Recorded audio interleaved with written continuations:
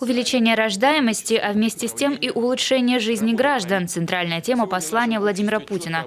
С бедностью, считает президент, сталкиваются прежде всего многодетные и неполные семьи, где есть дети-инвалиды или одинокие пенсионеры. Для достойной заботы о них наша республика начала внедрять летом прошлого года социальный контракт на примере Сосногорского и Карткировского районов. Мы сейчас сделали достаточно простой способ для граждан получения и заключения социального контракта. В течение 10 рабочих дней, то есть 2 недель, со времени его обращения в социальную службу, он получает возможности для прохождения собеседования, выбора одной из тех мер, которые в рамках социального контракта будет заключена с ним, и, соответственно, получает пособие государственное, которое, еще раз напоминаю, в размере прожиточного минимума.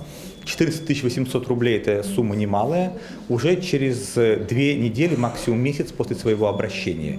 Еще одной мерой сохранения семейного бюджета по предложению президента стала возможность бесплатного питания школьников. Владимир Путин призвал обеспечить такими обедами всех детей с 1 по 4 классы. Примечательно, что в Коми эта возможность реализуется уже несколько лет. Причем бесплатное питание доступно и для старшеклассников, при условии, что те из малоимущих семей.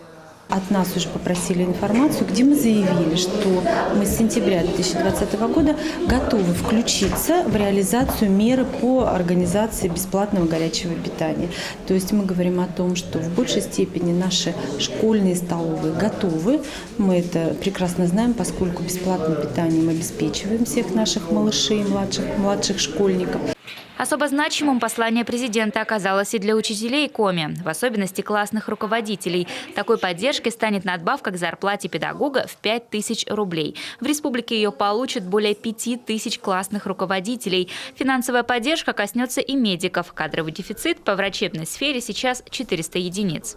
В сельских населенных пунктах у нас имеется потребность в строительстве жилья, потому что там, где мы строим ФАПы с жильем, там, понятно, мы этот вопрос решаем. Но у нас есть населенные пункты, их много, где должен быть не ФАП, а врачебная амбулатория, либо участковая больница. Вот там, конечно, нужно строить жилье, особенно это касается населенных пунктов, в частности, Ижма, Уссыльма.